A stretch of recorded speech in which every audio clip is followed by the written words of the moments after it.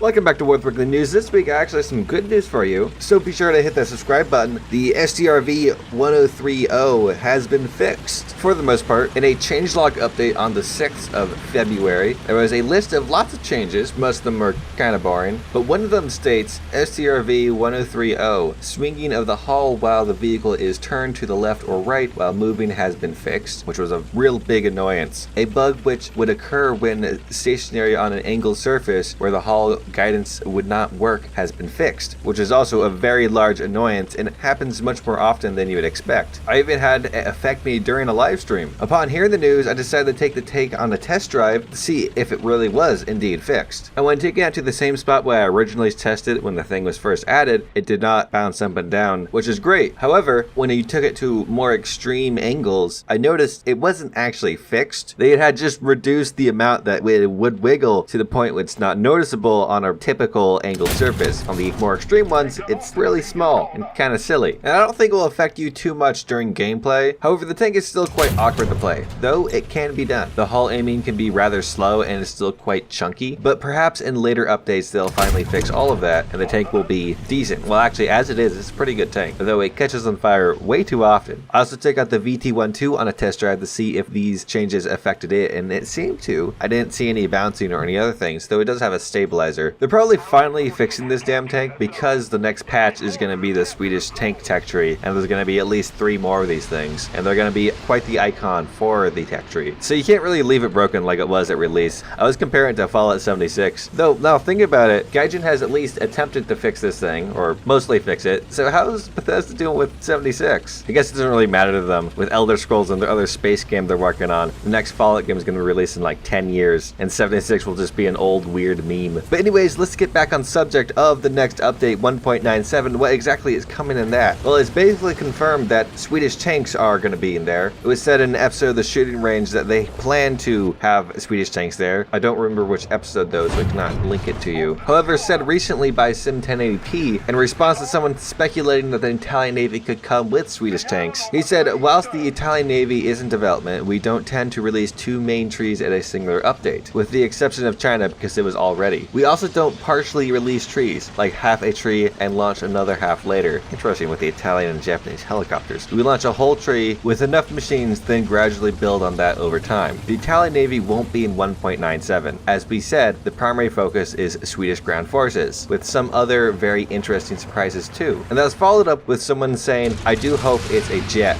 and I don't mean that certain baguette Dorito. And Sim saying that there may be a jet. Who knows? That could come too. More jets coming in an update is not surprising. It's pretty normal. Whether or not the Mirage is coming is another ordeal. And while Sim is hinting towards it, quite obviously, I'm not going to say it's a guarantee. We've seen cheeky behavior from the forum mods in the past. And they also don't know everything that is going to come and typically don't know it till a little bit before it's announced. Another thing that happened on the forums, a weeaboo had spotted that on the warthunder.live page, when you search up types of skins for certain tanks, you can select the Type 69 2A. I checked myself and indeed it is true. However, Sim 1080p replies saying the Type 69 2A is currently exclusive to the Chinese server. However, my personal feelings is this is just residue from the fact that the ZTZ 96 2A is currently in the files. Last interesting excerpt I could find from the forums was by the store team dude, of him replying to someone asking if Russia could get a counterpart to the USS Helena or Kunzeugen, and he said, I think so, but when, that's another question. I'm hoping when whatever ship that is, it's added as a Golden Eagle premium and not a bundle. The most mainstream bit of news that came out this week was this Q&A, and as like most guys in Q&As, is useless, but I'll quickly read through most of the questions I thought interesting. It started with aircraft, and the first question was somebody asking if they're going to add the Hunter and Draken like they plan to on the initial release tree. The answer was basically maybe. The next question was if they're going to add longer range missiles. It was termed medium range, but I think that's like a technical term, and the answer was yes. After that, someone asked about countermeasures, and they were like, yes. Flares and radar warning systems. The last air question was comically stupid. I'll read the whole question verbatim. Why in combined RB battles can you take out a helicopter with ATGMs equipped at the start of the battle, and for aircraft with unguided aircraft rockets, you need to get more respawn score? Are there plans to change it? And I kid you not, their response was that there are several reasons. One of the main ones is that technically a helicopter is able to capture enemy points, which has has nothing to do with ATGMs. Why can the helicopters take out ATGMs at the start of the battle? Why'd they change it to the point where they can't to now they can? Well, I'll tell you why, actually. Is because they want people to buy the damn premium helicopters, because otherwise helicopters are completely useless. If you let jets fly out, even without ordnance, and have helicopters as well, the helicopters would be dead on arrival. For ground forces, somebody asked if they'll add more hull-mounted machine guns, and they said they'll continue them as possible. However, they don't seem to be doing it as much as lately, which is disappointing. Someone asked if the ZSU Yensi was going to be added, and they said it's planned. Someone else asked if they were going to add laser warning systems to ground vehicles, and their reply was saying that it's technically rather easy to do, however, not many vehicles in-game had them. The final ground forces question I actually really like, so I'm going to read the whole thing for you. Why do you not activate kinetic piercing of HE shells which have a delayed fuse for such a lengthy time? And the answer was, as before, the kinetic penetration of armor-piercing shells have been taken from different sources, so we temporarily transferred all the HE shells for instant action in the fuse. In other words, the armor will be penetrated only by the explosive action of the explosion. In the future, it is planned to select the coefficient for the HE shells for the formula of penetration of kinetic action, and return the fuse with slight delay. In general, this setting doesn't change much for HE shells. Now, the reason why I really like this question is if you put the stats of the HE shells into their weird penetration calculator, you get some pretty surprising numbers. Like, for example, the HE shell on the IS-2 apparently would be able to penetrate 155 millimeters of armor, which would match the common claim that IS-2s use them to take out Tigers. The KV-2's HE shell would apparently be able to penetrate 95 millimeters, just about as much as its regular AP shell. The ground targets, which are HE on the P108A, would actually be able to penetrate more than the AP shell, apparently. And the same with Japanese 30mm cannons on their planes, apparently being able to penetrate 39 millimeters. Noting that they ended their statement saying, in general, this setting doesn't change much for HE shells, I have a feeling that they're going to do something else with it, not just slap it into the penetration calculator. But if they did just slap it into the penetration calculator, would they add the explosion penetration along with the kinetic penetration? What I mean is, if you were to take the HE shell of the M3 cannon and put it into the penetration calculator, it comes out saying it will penetrate 45 millimeters. But however, currently, while it's only relying on its HE, it can penetrate 10 millimeters. So would the total be 55 millimeters of penetration? If that were the case, it could lead to some pretty memeable moments. For example, the Chiha shotgun, its current penetration is 30 millimeters, and with the penetration calculator, it only has 23 millimeters of penetration. But if you combine the two, you get 53 millimeters of penetration, which at 1.7 would be quite hilarious. Heck, the Ho-Ri prototype's HE shell would have 162 millimeters of penetration kinetically and has 30 millimeters of penetration chemically or explosive wise, so that would give it just about as much penetration as its regular APHE shell. Thinking about it, despite the fact that it'd probably make the game very unbalanced, I really want them to do it because it would just be hilarious. Everyone would get essentially low penetrating super APHE. As for helicopter questions, there was 3 of them. One asking about Swedish helicopters and said yeah, eventually. One was asking about electronic warfare packages and weapons, and the answer was basically maybe in the future. And then someone asked about South African helicopters. They're like maybe, very typical Gaijin answers. As for Navy, all of them sucked except for